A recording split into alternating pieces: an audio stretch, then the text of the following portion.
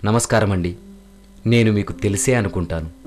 మా తెలుగింటి ఆడపడుచులు, అమ్మలు, నాన్నలు, అక్కలు, అన్నలు, తాతయ్యలు, బామ్మలు మీ అందరితో కాస్త ముచ్చటిద్దామని వచ్చాను.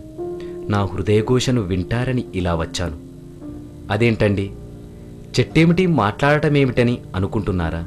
నాకు ఓ హృదయం, దానికి స్పందనలు ఉంటాయి. నాకు ఆత్మగౌరవం ఉంది.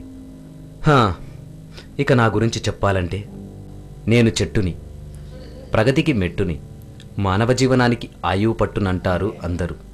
మళ్ళీ వాళ్ళే నన్ను వధిస్తారు. నేను, నా గొప్పతనం, నాతో మీ మనుషులకి, జీవకోటికున్న ప్రయోజనాల గురించి ఎంత చెప్పుకున్నా అందరికీ తెలిసిందే నా ఘనత. నేను ఈ పృథివికి పచ్చని చీరని బహుకరిస్తాను. అందరి బ్రతుకుల్లో పచ్చని పసిడి వెలుగులు నింపుతాను.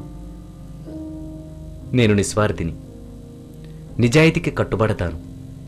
నా సర్వస్వం పరులకు అర్పించడానికే ఆ దైవం నన్ను ఈ పుడంపై పుట్టించాడేమో. నాది కారణజన్మ అనుకుంటాను. నిశ్చలంగా భూమి మీద నిలబడి ఆకాశాన్ని అందుకోవాలని ఆరాటపడుతూ, గాలి తెమ్మెరలకు చల్లగా ఊగుతూ, ప్రశాంతంగా మౌనంగా నా జీవనం కొనసాగుతుంది.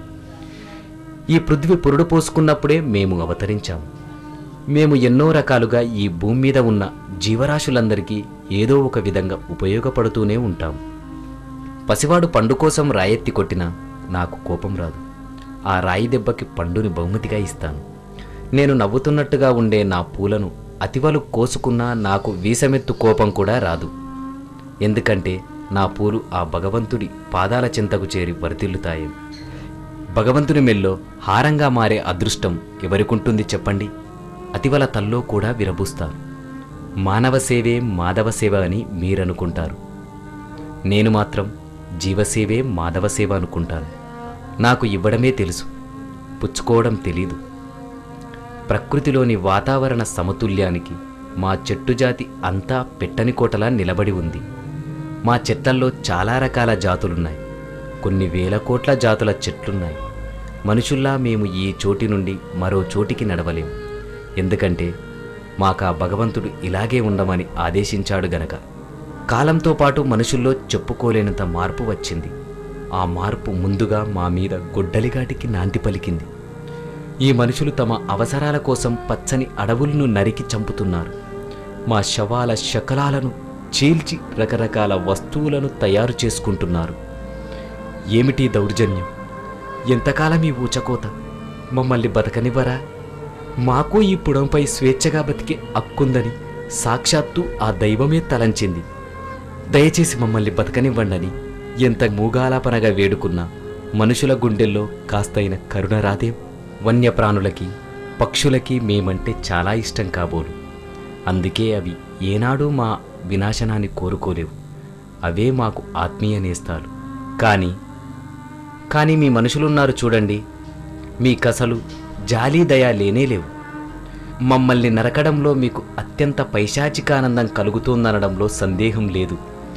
నా వేరు, కాండం, కొమ్మలు, రెమ్మలు, ఆకులు, పువ్వులు, కాయలు, ఇలా నా సర్వస్వం అంతా మనుషులకి అర్పిస్తున్నాను. ఒకరికి సాయపడడంలో ఉన్నంత ఆత్మసంతృప్తి ఎందులోనూ లేదని గ్రహించే మేము ఆనందంగా మా బలి జరుగుతున్నా మిన్నకుండిపోతున్నాం. ఒక్కసారి గనక మేము తిరగబడితే మీ మనుషులు మా దాటిని తట్టుకోగలరా? చెప్పండి, మాలో చలనం వస్తే మీరంతా మమ్మల్ని పట్టుకోగలరా? మాకు గనక నడక, మాటలు వచ్చుంటే అప్పుడు చెప్పేవాళ్ళం. ఈ మనసులు లేని మీ మనుషుల బుద్ధి. మేం తిరగబడలేం సరికదా, పల్లెత్తు మాట కూడా అనలేమనే కదా మీరంతా మా మీద అనాదిగా అథారిటీ చెలాయిస్తున్నారు. మాకు నడక వచ్చుంటే ఎంచక్కా మీ మూర్ఖ మనుషులకి దూరంగా, స్వార్థం లేని ఆ నోరు లేని జంతువులకి ఆసరాగా నిలబడ్డానికి అడవులకేగేవాళ్ళం. నా మీదెక్కి కోతి కొమ్మచ్చి ఆడే మీ బుడతలు ఇప్పుడు క్రికెట్ మాయాజాలంలో పడ్డారని నాకు చింత. పిల్లలకి తెలీదేమో ఆ బ్యాటు కూడా నా భుజభాగమని. పాపాయికి ఊయలని నా కొమ్మకి కట్టి జోలపాడే అమ్మ కూడా నన్ను మర్చిపోయిందని నా బాధ. వర్షాలు నీడనిచ్చి భూసారం కాపాడిన నన్ను రైతు కూడా విస్మరిస్తున్నాడని నాలో కత్తిపోట్ల బీభత్సం, అంతర్యుద్ధం, అతలాకుతలం. దేవుడా, ఈ వైపరీత్యాన్ని తట్టుకోలేకపోతున్నాను. పక్షులు నా కొమ్మ మీద వాలి గూళ్ళని కట్టుకుంటాయి, గుడ్లు పెట్టి పిల్లల్ని కంటాయి. ఆహా, నేనే అమ్మైనంత కమ్మని అనుభూతి అది. శిశిరంలో ఆకులు రాల్చుకొని మోడులాగా మారుతాం. ఒక్కసారిగా వసంతం రాకతో మా ఒళ్ళంతా పచ్చని చిగుళ్ళు వేస్తాయి. అప్పుడే కోయిలమ్మ వచ్చి నా కొమ్మ మీద వాలి గాన కచ్చేరి చేస్తుంది. వడ్రంగి పిట్ట నా కాండానికి తొర్ర చేసుకొని అది నాలోనే కాపురం పెట్టుకుంటుంది.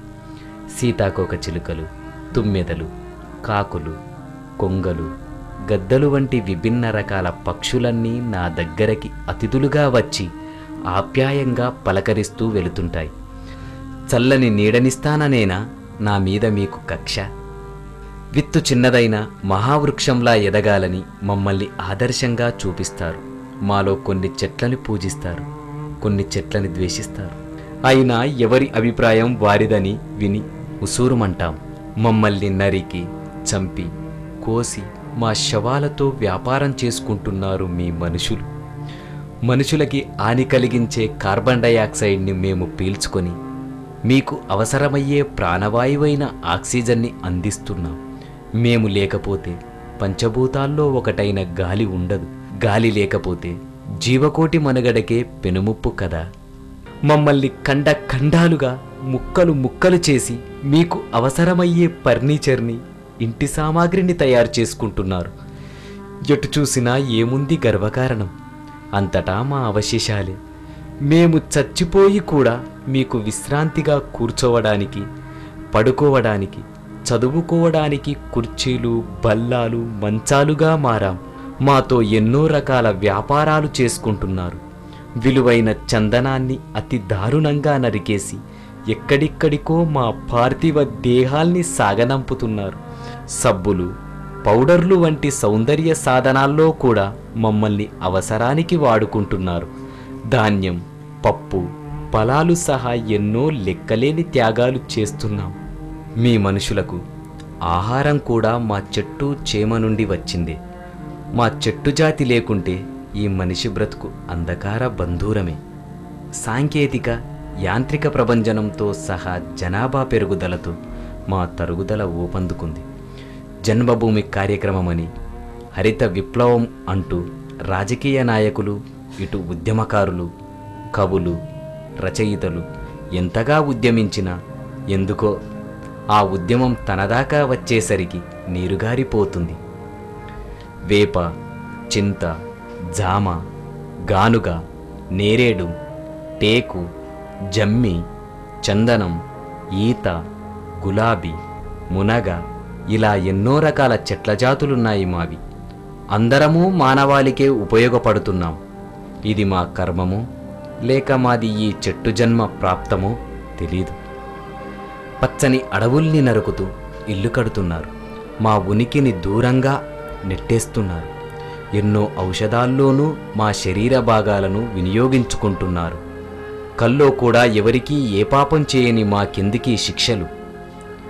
ఆనాడు ఈ చెట్టు మా తాత నాటాడనో లేక మా ముత్తాతో, మా నాయనమ్మో, నాన్నో, అన్నయ్యో నాటారని కథలు కథలుగా చెప్పుకుంటారు మీరు.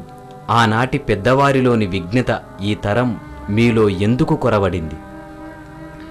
మా నిండు ప్రాణాల్ని బలిగొంటున్న మీ మనుషులకి పలానా శిక్ష ఉందని గరుడ పురాణంలో లేదనా ఈ దురాచారం కొనసాగుతుంది? ఇది చాలదన్నట్టు వృక్షశాస్త్ర విభాగం వారు మా జాతి కుంచుకుపోయేలా మరో సమ్మెటపోటుని మా నెత్తిమీద మోపారు. మరుగుజ్జులుగా మార్చి మమ్మల్ని కుండీల్లో పారేశారు. ఎంత అన్యాయం, ఎంత దారుణం! మీ మనుషులు తమ ఆనందం, స్వార్థం కోసం మమ్మల్ని ఎలా హింసిస్తున్నారో తలుచుకుంటే కన్నీళ్లు ఆగడం లేవు. కలిసి ఒకరి బాధను ఒకరం పంచుకుందామన్నా మాలో చలనం లేదాయే. ఇప్పటికైనా ఓ మనుషుల్లారా మమ్మల్ని రక్షించండి అని వేడుకుంటున్నాం. మమ్మల్ని మీ ఇంటి పెరట్లో, ఆవరణలో నాటండి. మా ఉనికిని బలోపేతం చేయండి. ఎక్కడ ఖాళీ స్థలమున్నా మమ్మల్ని నాటండి. ఇది మా స్వార్థమే. మీకు జీవవాయువునందించడానికి మా స్వార్థపూరిత మనవి. ఉంటాను మరి. మీరు మొక్కగా నాటితే చెట్టుగా మళ్ళీ మీ ఇంట పుడతాను.